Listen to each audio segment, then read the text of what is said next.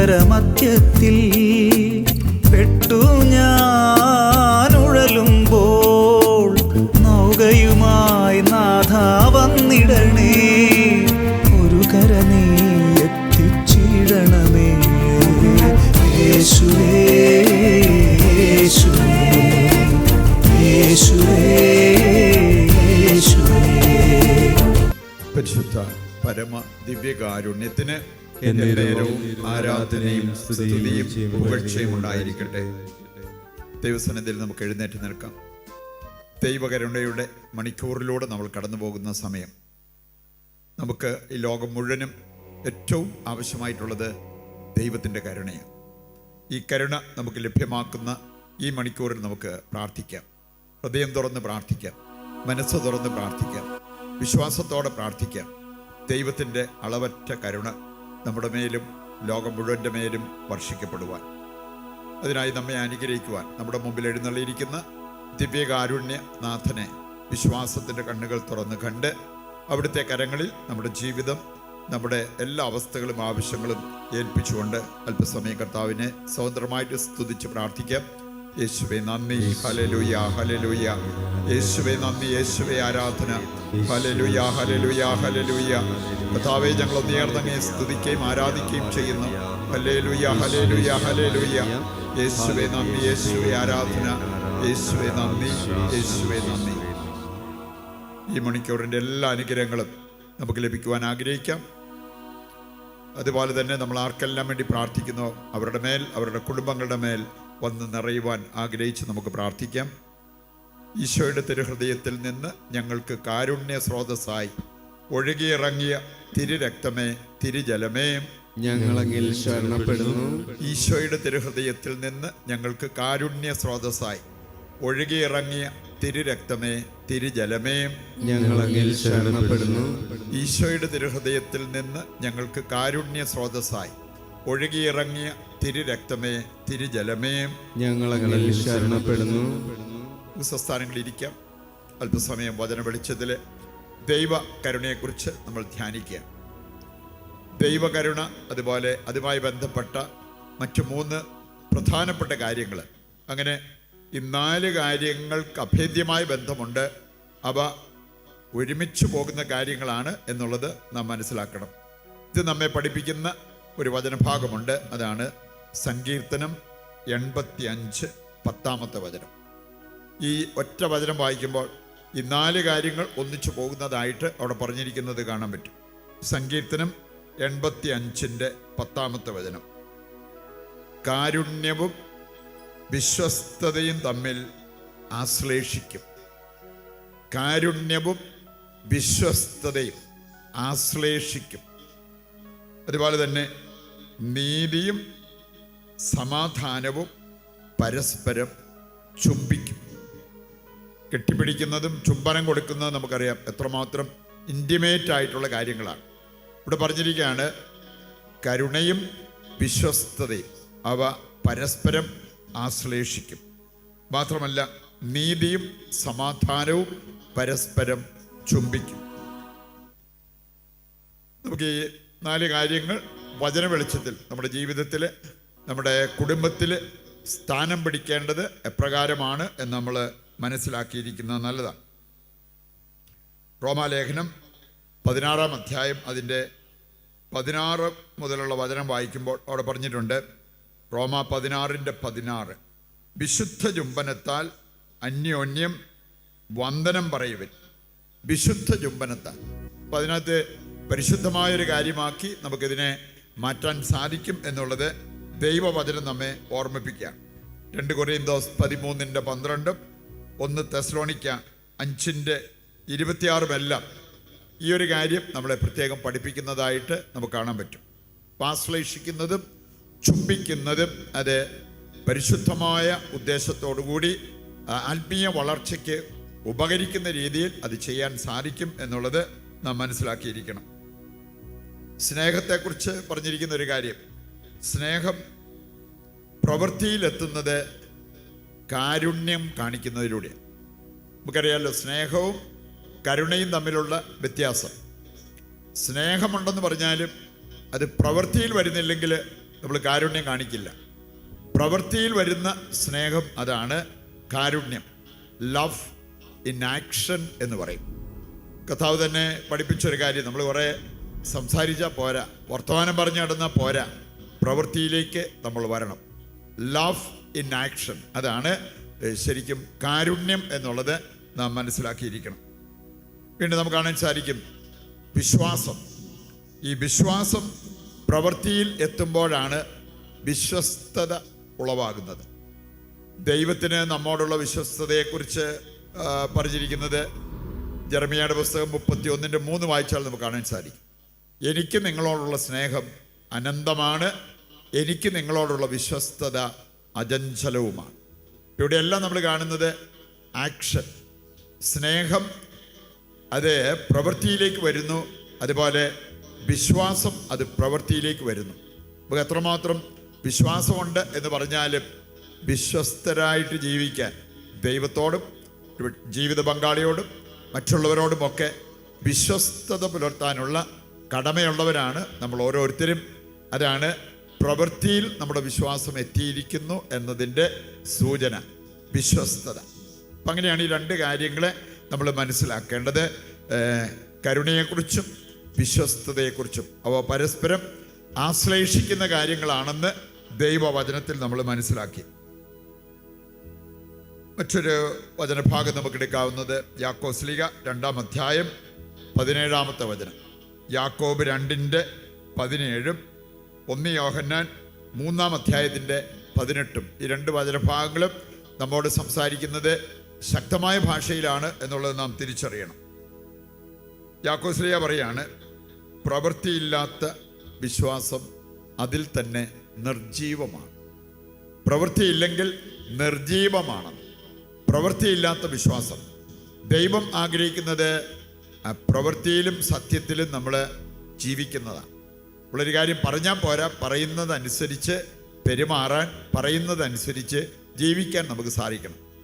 1 യോഹന്നാൻ 3:18 കൂടി എടുത്താൽ അവിടെയും പറഞ്ഞിട്ടുണ്ട്, നമ്മൾ സ്നേഹിക്കേണ്ടത് വാക്കിലല്ല, സംസാരത്തിലല്ല, മറിച്ച് പ്രവൃത്തിയിലും സത്യത്തിലുമാണ്. ഇത് വളരെ പ്രധാനപ്പെട്ട കാര്യമാണെന്ന് യാക്കോബ് ശ്ലീഹായും അതുപോലെ തന്നെ യോഹന്നാൻ ശ്ലീഹായും എല്ലാം നമ്മെ പഠിപ്പിക്കുന്ന കാര്യമാണെന്ന് ഈ വചനങ്ങളിലൂടെ നമുക്ക് മനസ്സിലാക്കാൻ പറ്റും. രണ്ട് കാര്യങ്ങൾ രണ്ടും പ്രധാനപ്പെട്ടതാണ്. ഒന്ന്, ദൈവത്തെ സമീപിക്കുമ്പോൾ. രണ്ടാമത്തേത്, നമ്മുടെ സഹോദരങ്ങളെ സമീപിക്കുമ്പോൾ, അവരുമായിട്ട് ഇടപഴകുമ്പോൾ. ദൈവത്തെ സ്നേഹിക്കാൻ നമുക്ക് ആവശ്യമായിട്ടുള്ള ഒരു കാര്യം പ്രാർത്ഥനയാണ്. പ്രാർത്ഥിക്കാത്തവർ ദൈവത്തെ സ്നേഹിക്കാത്തവരാണ്. ഞാൻ പ്രാർത്ഥിക്കാതിരുന്നിട്ട് എനിക്ക് കിട്ടുന്ന അവസരങ്ങൾ, എനിക്ക് നടത്താമായിരുന്ന പ്രാർത്ഥനകൾ, അതൊന്നും ഞാൻ നടത്താതിരുന്നിട്ട് ഞാൻ പറയുകയാണ് ഞാൻ ദൈവത്തെ സ്നേഹിക്കുന്ന വ്യക്തിയാണ്. അതിനകത്ത് ഒരു കാര്യമില്ലെന്നാണ് സഭ നമ്മെ പഠിപ്പിക്കുന്നത്, വചനവും നമ്മെ പഠിപ്പിക്കുന്നത്. അപ്പം അതുകൊണ്ട് ദൈവത്തെ സ്നേഹിക്കുന്നവർ പ്രാർത്ഥിക്കും. വേണ്ടതുപോലെ പ്രാർത്ഥിക്കാത്തവരാണെങ്കിൽ അവർ വേണ്ടതുപോലെ ദൈവത്തെ സ്നേഹിക്കാത്തവരാണ്. രണ്ടാമത്തെ കാര്യം സഹോദര സ്നേഹം. നമുക്കറിയാം ബൈബിള് പ്രത്യേകം എടുത്തു പറയുന്ന രണ്ട് കാര്യങ്ങളാണ് ദൈവസ്നേഹം, പരസ്നേഹം. ദൈവസ്നേഹം ഉണ്ടെങ്കിൽ അവരിൽ പരസ്നേഹം പ്രകടമാകും എന്നുള്ളത് വചനം നമ്മെ ഓർമ്മിപ്പിക്കുന്ന കാര്യമാണ്. അതാണ് 1 യോഹന്നാൻ 4-ാം അധ്യായം 20-ാമത്തെ വചനം.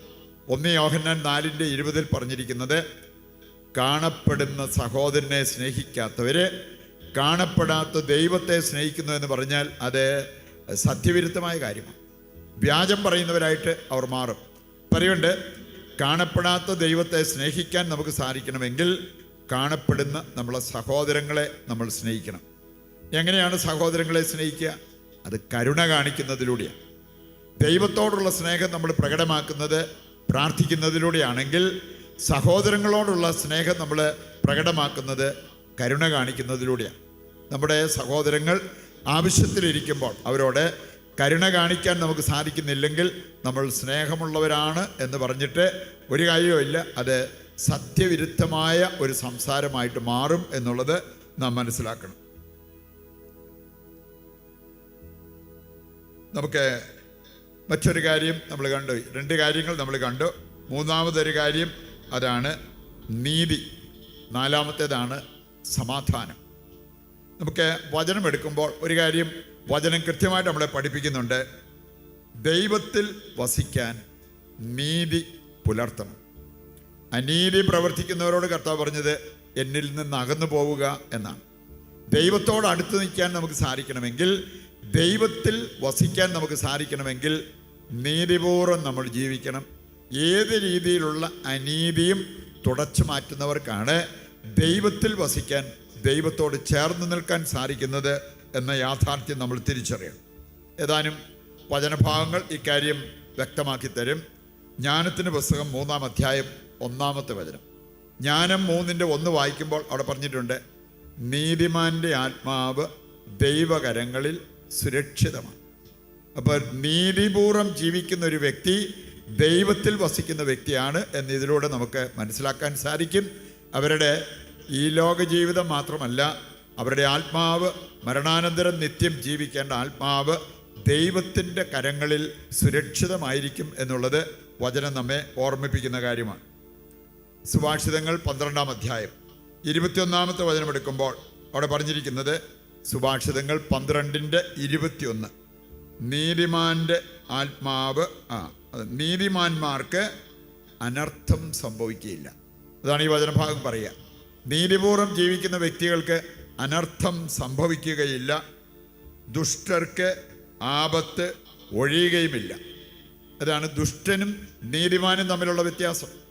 ദുഷ്ടൻ്റെ ജീവിതത്തിൽ നിന്ന് ആപത്തൊഴിയത്തില്ല.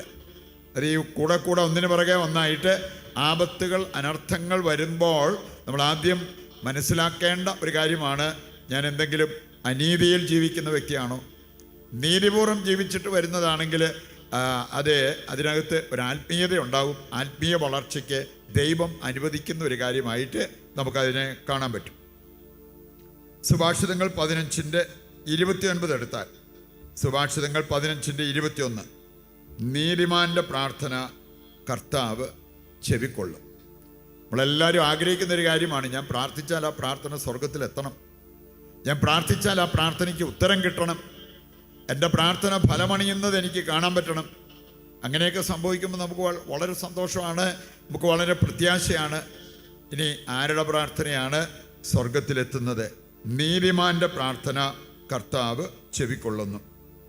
സുഭാഷിതങ്ങൾ 24:16 എടുക്കുമ്പോൾ അവിടെ പറഞ്ഞിരിക്കുന്ന മറ്റൊരു കാര്യമുണ്ട്, നീതിമാൻ 7 തവണ വീണാലും ദൈവം അവനെ എഴുന്നേൽപ്പിക്കും.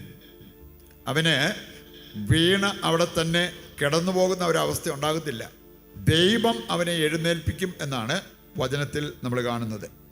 മത്തായിയുടെ സുവിശേഷം 7:23 നമ്മൾ കാണുന്നൊരു കാര്യമാണ്, നീതിമാന് ദൈവത്തിൻ്റെ അടുത്തേക്ക് പോകാൻ പറ്റത്തില്ല.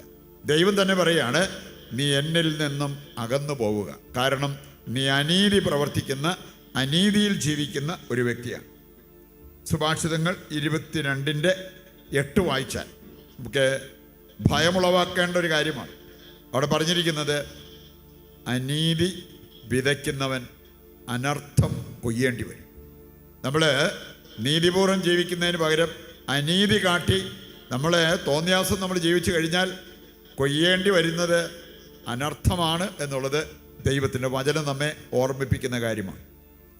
അവസാനമായിട്ട് നമുക്ക് എടുക്കാവുന്നൊരു കാര്യമാണ് സമാധാനം. നമുക്കറിയാം, ഷാലോം, സമാധാനം. സമാധാനം എന്ന് പറഞ്ഞാൽ യുദ്ധമില്ലാത്ത അവസ്ഥ. സമാധാനം, യഥാർത്ഥ സമാധാനം വേണമെങ്കിൽ ദൈവവുമായിട്ട് നമുക്ക് ബന്ധം വേണം. ദൈവത്തോട് പ്രാർത്ഥിക്കുന്നവരും ദൈവവുമായിട്ട് ബന്ധം സ്ഥാപിക്കുന്നവരുമായിട്ട് നമ്മൾ മാറണം.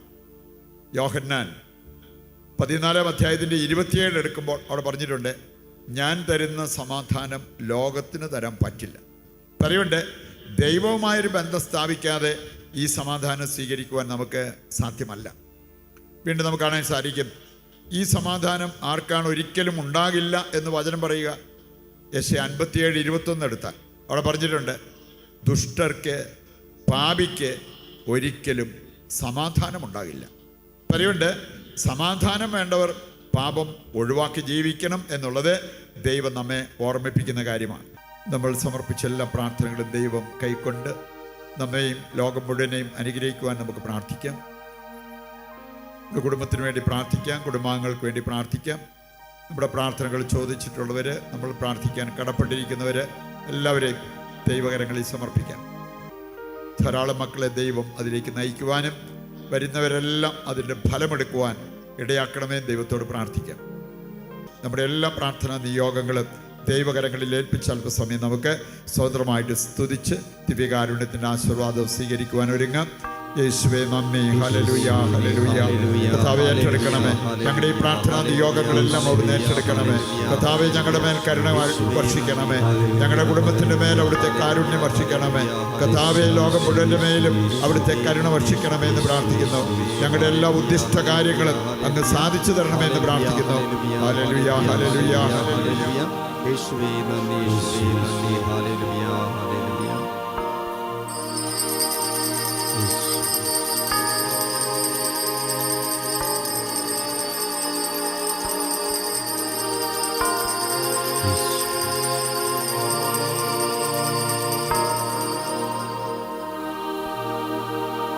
പരിശുദ്ധ പരമമാ ദിവ്യകാരുണ്യമേ,